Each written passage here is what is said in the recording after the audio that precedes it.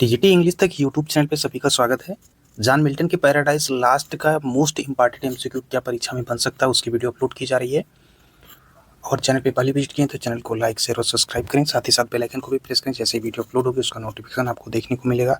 तो paradise last जो important question बन सकते हैं परीक्षा में उसको देखेंगे। पहले पैराडाइज लास्ट के बारे में थोड़ा सा डिस्कस कर लेते हैं और जॉन मिल्टन साहब के बारे में।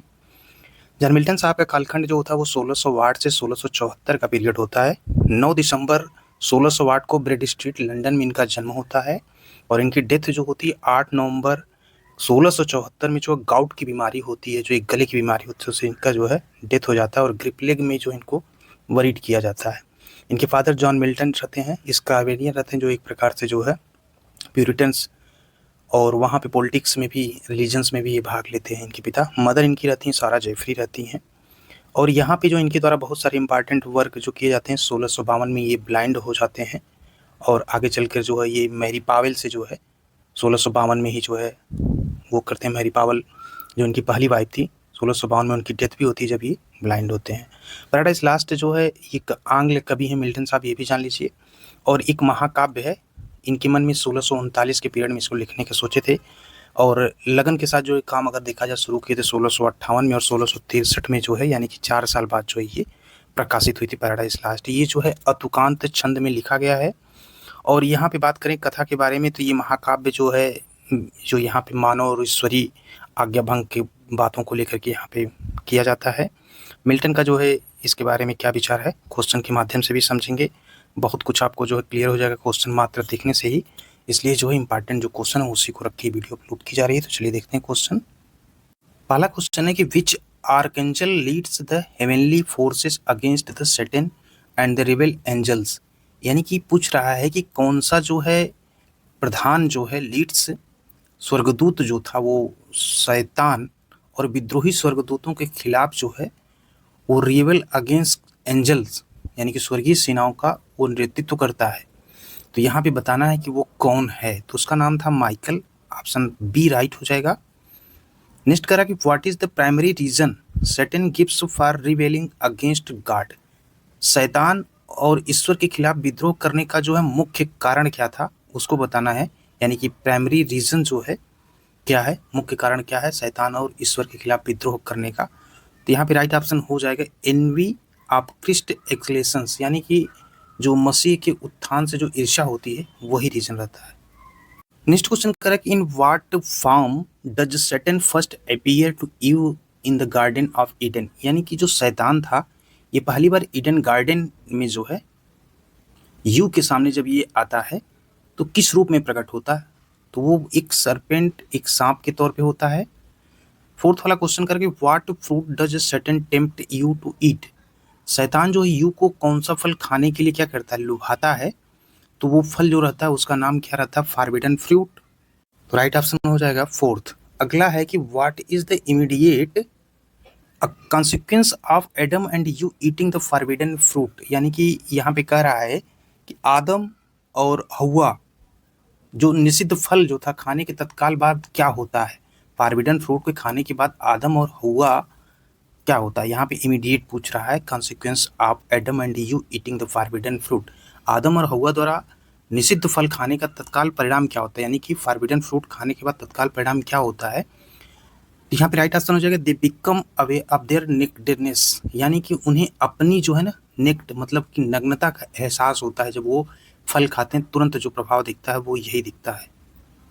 क्वेश्चन नंबर 6 कह रहा है कि which of the following best describes Milton portrayal of Satan, यानी कि कौन सा जो है मिल्टन के चित्रण का सबसे अच्छा वर्णन करता है शैतान। जो मिल्टन का शैतान है तो शैतान के मिल्टन के चित्रण का सबसे अच्छा वर्णन करता है कौन सा शैतान। तो यहाँ पे दिया गया है जैसे option a complex character with some heroic qualities, यानी कि कुछ वीर गुणों वाला जो एक जटिल चरित्र है वही होगा। यहाँ पे राइट ऑप्शन होगा बी। अगला है कि who narrates much of the story of the war in heaven to Adam, स्वर्ग में युद्ध की कहानी का अधिकांश भाग आदम को कौन सुनाता है। Who narrates much of the story of the war in heaven to Adam, यानी कि स्वर्ग में जो हो युद्ध जो होता है वहाँ पे जो है कहानी का अधिकांश भाग आदम को कौन सुनाता है, तो वो सुनाया जाता है राफेल के द्वारा। Option C. नेक्स्ट क्वेश्चन 8 कह रहा है कि what is the name of the fallen angel who suggests building Pandemonium, यानी कि यहाँ पे पेंडेमोनियम बनाने का सुझाव किसने दिया था, उस पतित देवदूत का यहाँ पे नाम बताना। Fallen angel, what is the name उसका क्या है फॉलन एंजल का, जो सजेस्ट करता है क्या पेंडेमोनियम बनाने का जो सुझाव दिया जाता है उसका नाम जो रहता है, तो यहाँ पे राइट ऑप्शन हो जाएगा मैमोन नाम रहता है, ऑप्शन सी। वहीं अगला करेगा व्हाट इज द पेंडोमोनियम, यानी कि जो पेंडेमोनियम क्या है, तो पेंडेमोनियम जो है ये कैपिटल सिटी ऑफ हेल है, मतलब नरक की राजधानी है। क्वेश्चन 10 है कि what is the ultimate fate of Adam and you at the end of Paradise Lost, Paradise Lost के अंत में आदम और हवा का जो है अंतिम भाग्य क्या है, तो यहाँ पे राइट ऑप्शन हो जाएगा they are banished from Eden but with hope for redemption, यानी कि ईडन से निर्वासित कर दिया जाता है लेकिन वहाँ पे उसको जो है छुटकारे की आशा के साथ किया जाता है, तो यहाँ पे राइट ऑप्शन हो जाएगा सी। अगला क्वेश्चन कह रहा है कि at the very beginning of Paradise last what is the primary subject that Milton declares he will sing about, तो यहाँ पे क्वेश्चन में ये पूछ रहा है कि पैराडाइज लास्ट की शुरुआत में मिल्टन ने जो घोषणा की थी, यानी कि at the very beginning of Paradise last what is the primary subject that Milton declare, Milton ने जो घोषणा की थी कि वह किस प्राथमिक विषय पर ही विल सिंग अबाउट, किस प्राथमिक विषय पर गाएंगे, तो यहाँ पे राइट ऑप्शन हो जाएगा कि man's first disobedience and the fruit of the forbidden tree, यानी कि मनुष्य की जो पहली अवज्ञा और जो फॉरबिडन फल है वृक्ष का फल, इसी को लेकर के था, तो ऑप्शन सी राइट हो जाएगा। नेक्स्ट क्वेश्चन है कि which angel is presented as Satan's chief lieutenant, यानी कि lieutenant and second in command in hell, यहाँ पे कह रहा है कि विच एंजल किस देवदूत को प्रेजेंट एज शैतान, यानी कि सैटर्न मतलब शैतान के चीफ लेफ्टिनेंट यानी कि मुख्य lieutenant and second in command in hello, और नरक में दूसरे नंबर के कमांडर के रूप में प्रस्तुत किया गया किसको, तो यहाँ पे हो जाएगा राइट ऑप्शन बेलजेजब को, ऑप्शन नंबर सी राइट होगा। 30 नंबर देखते हैं, यहाँ पे कह रहा है कि what is the name of the burning lake, यानी कुछ जलती हुई झील का नाम क्या है, the fallen angel find themselves after their expulsion from heaven, उस जलती झील का नाम क्या है जहां स्वर्ग से निकाले जाने के बाद गिरे हुए जो दूत होते हैं वो खुद को पाते हैं, तो उसका नाम जो रहता है द फेरी गल्फ, यानी कि जो है अग्नि की खाड़ी जो रहता है उसका नाम, ऑप्शन सी राइट होगा। क्वेश्चन नंबर 14 करा कि what is the main emotions that motivates Satan's continue defiance against God, यानी कि जो यहाँ पे कह रहा है what is the main emotion that motivates Satan, शैतान को ईश्वर के विरुद्ध जो है निरंतर विद्रोह करने के लिए जो प्रेरित किया जाता है, वो करने वाली मुख्य भावना जो है इमोशंस क्या होंगी, मुख्य भावना जो है अगेंस्ट जो होगी गॉड के वो क्या होगी, तो यहाँ पे जो वो भावना होगी वो होगी प्राइड एंड रिवेंज, यानी रिवेंज अभिमान और बदला। क्वेश्चन नंबर 15 है कि Satan famously declare better to resign reign in hell than serve in heaven, what does this statement primarily reveal about his character, यानी कि शैतान ने प्रसिद्ध रूप से जो फेमसली डिक्लेयर घोषणा की थी better to reign in hell, यानी स्वर्ग में सेवा करने से द सर्व इन हेवन, यानी कि नर्क में शासन करना जो है यहाँ पे जो है अच्छा है, तो यहाँ पे सर्व इन हेवन मतलब स्वर्ग में सेवा करने से बेटर है कि क्या करे वो नर्क में शासन करना बेहतर है। What does this statement primary reveal about his character, यह कथन मुख्य रूप से जो है किसके चरित्र के बारे में क्या प्रकट करता है, तो उसके चरित्र के बारे में जो प्रकट करता है वो होगा his unwavering ambition and rebellious spirit, यानी कि उसकी जो एक अजीब सी महत्वाकांक्षा रहती है जिसपे पूरा उसको विश्वास रहता है, और उसके साथ ही साथ जो उसके अंदर विद्रोह की भावना भी होती है, तो राइट ऑप्शन हो जाएगा सी। नेक्स्ट क्वेश्चन है कि what architectural marvel do the fallen angels begin to construct in hell, यानी कि पतित स्वर्गदूत नरक में जो है कह रहा है कि कौन सा जो है वास्तुशिल्प चमत्कार बनाना शुरू करते हैं, construct in hell, what architectural marvel do the fallen angels, यानी कि स्वर्गदूत नरक में जो है कौन सा वास्तुशिल्प चमत्कार जो है बनाना जो है वो क्या करते हैं शुरू करते हैं, begin to construct in hell, कहाँ पे करते हैं शुरू, ये स्वर्गदूत नरक में जो करते हैं, तो वो हो जाएगा पेंडोमोनियम, यानी कि जो यहाँ पे राइट ऑप्शन होगा वो सी होगा। क्वेश्चन नंबर 17 करा कि who is the architect and chief builder of this structure in hell, यानी कि करा हु इज द आर्किटेक्ट यानी कि and chief builder of this structure in hell, नरक में जो है इस संरचना का वास्तुकार जो है, और करा चीफ बिल्डर मुख्य निर्माता कौन है, तो वो उसका नाम है जो है Mammon, option number C right होगा।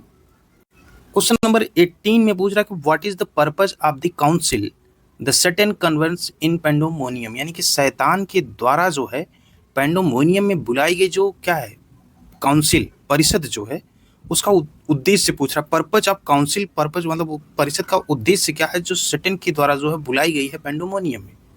तो उसका उद्देश्य रहता है कि to debate their next course of action against God, यानी कि भगवान के विरुद्ध अपनी पहली कार्रवाई पर बहस करना जो है उसका उद्देश्य रहता है। क्वेश्चन नंबर 19 करा कि which of the fallen angels argue for open war against heaven, यानी कि कौन सा, विच फॉलन एंजल्स आर्गू, कौन सा गिरा हुआ जो है स्वर्गदूत है जो स्वर्ग के विरुद्ध खुले युद्ध का क्या करता है, वहां पे ओपन वार का जो है वो तर्क देता है। तो कौन सा, तो यहाँ पे ऑप्शन हो जाएगा right Moloch, option number B.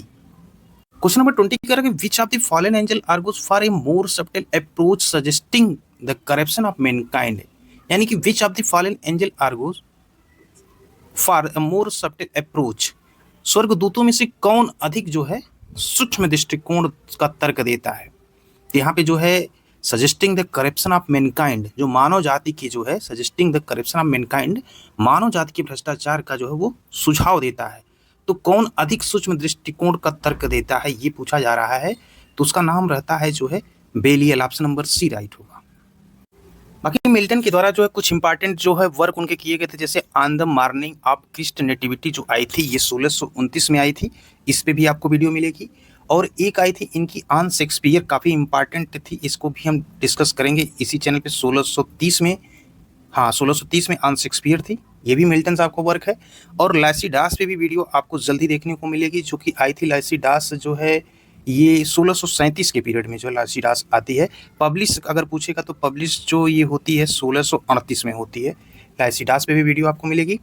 और जो है जिस पे आपको चाहिए वीडियो आप कमेंट में पिन करिएगा, उस पर भी होगी। बाकी इनके कुछ वर्क हैं जैसे पैराडाइज लास्ट में क्या कुल टोटल 12 बुक हैं, तो 12 बुक को लेकर के जो है एक एक बुक के जो इंपॉर्टेंट कोर्स होते हैं उसका डिस्कस तो किया गया है, चैनल पे वीडियो पड़ी है, वहाँ पे आप देख लेंगे कंप्लीट वीडियो जो है मिल्टन साहब की, वहाँ से आपको काफ़ी कुछ नॉलेज हो जाएगा और एग्जाम में उससे बाहर पूछा भी नहीं जाएगा। तो अगर नहीं देखें तो चैनल पे पड़ी उसे जरूर जाके देख लें, वहाँ पे सब चीज़ का डिस्कस किया गया, एरोपेजिटिका, एजुकेशन, एलेग्रो की, पेंसिरेसो की, कॉमर्स की, लाइसीडास की, डिंस्पेरो की, और on the morning of Christ nativity की जो है उसकी भी चर्चा, यानी कि जो इंपॉर्टेंट जिससे कोटेशंस बन सकते हैं उसका वहाँ डिस्कस किया गया। और पूरी इनकी बायोग्राफी भी मिल्टन साहब की जो है वो दी गई है, तो वीडियो उसको जरूर देखिएगा। बाकी जो इन पे इंपॉर्टेंट लगता है कि आपको उस पर वीडियो चाहिए एमसीक्यू फॉर्म में या हिंदी में उसका जो है एक्सप्लेनेशन चाहिए, तो आप कमेंट में पिन करेंगे तो उसकी भी वीडियो आपको मिल जाएगी। और उसके बाद जो इंपॉर्टेंट वर्क होंगे वर्ड्सवर्थ के, गाल्सवर्दी के, उसकी भी वीडियो आपको एमसीक्यू फॉर्म में जो है मिलती रहेगी। तो अगर आपको 20 क्वेश्चंस ठीक लगता है ठीक, अदरवाइज अगर 50 क्वेश्चंस किया जाएगा तो 50 क्वेश्चन थोड़ा सा टाइम टेकन होगा। तो अगर आपको लगता है कि 50 क्वेश्चन तक भी आप जो पेशेंस के साथ वीडियो देख सकते हैं तो जरूर 50 क्वेश्चंस भी अपलोड किया जाएगा। बट यहाँ पे 20 क्वेश्चन इसलिए अपलोड किया जाता है ताकि वीडियो काफ़ी लेंदी ना हो, 20 मिनट तक की वीडियो को जो है आप झेल सकते हैं, ऐसा मेरा मानना है। वैसे आप जो है अधिक भी देख सकते हैं, बट इसीलिए जो है 20 मिनट तक की जद में वीडियो आपको मैक्सिमम जो है अपलोड की जाती है। अगर मास्टर वीडियो हो जाती है तो मास्टर वीडियो तो लगभग 1 घंटे की बनाई जाती है, बहुत ही कम करके उसको बनाया जाता है, क्योंकि बहुत जगह आप मास्टर वीडियो देखेंगे तो 55-54 घंटे का। मास्टर वीडियो 5 घंटे का अगर आप देखेंगे तो कितनी प्रिपरेशन आप करेंगे खुद ही आप सोच सकते हैं। क्योंकि किसी भी वर्क अगर करेंगे किसी भी टॉपिक पे तो उसको जितना समराइज करके इंपॉर्टेंट यानी कि निचोड़ कर जितना दे सकते हैं उसको कम समय में उसी को बेस्ट वीडियो मानी जा सकती है। तो इसको आप समझ सकते हैं। तो इस प्रकार से जो है यहाँ पे वीडियो को अपलोड करने का किया जाता है कि ताकि कम समय में आप अधिक कुछ गेन कर सकें। बाकी आप लोगों को जिस किसी भी टॉपिक पे एग्जाम ओरिएंटेड चाहिए वीडियो तो वो कमेंट में आप पिन करिएगा, ग्रामर हो, लैंग्वेज हो, और जितने 4 राइटर्स इसमें 17 तो पीजीटी के हैं, पीजीटी के राइटर के रिस्पांस के ऊपर ही वीडियो अपलोड की जाएगी, क्योंकि वर्क जो करना है उस पर बेस्ट वर्क तभी होगा जब आप लोगों का रिस्पांस अच्छा होगा। एग्जाम को लेकर के आपको बता दें कि बिल्कुल भी ऐसा ना हो कि आपके साथ छलावा हो जाए, क्योंकि आयोग के पास ऑप्शन है नहीं। माननीय जो मुख्यमंत्री जो सरकार की अब ये गाइडलाइन है कि 2025 के लास्ट में प्रोसेस को शुरू कर देना, यानी कि नई भर्ती को लेकर के, और 26 की मिनट तक उसको कंप्लीट कराना ताकि 27 में चुनाव में अपने आप की कॉलर खड़ी कर सके सरकार।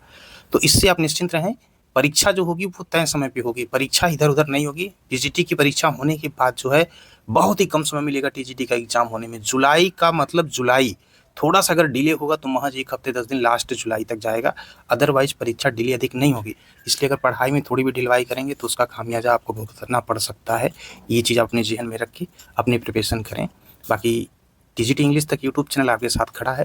जैसे भी जिस टॉपिक पे आपको वीडियो चाहिए वो वीडियो आपको इसी वे में जो है प्रोवाइड की जाएगी। तो मिलते हैं एक नई वीडियो के साथ। इसी के साथ इस वीडियो को यहीं पे करते हैं स्टॉप।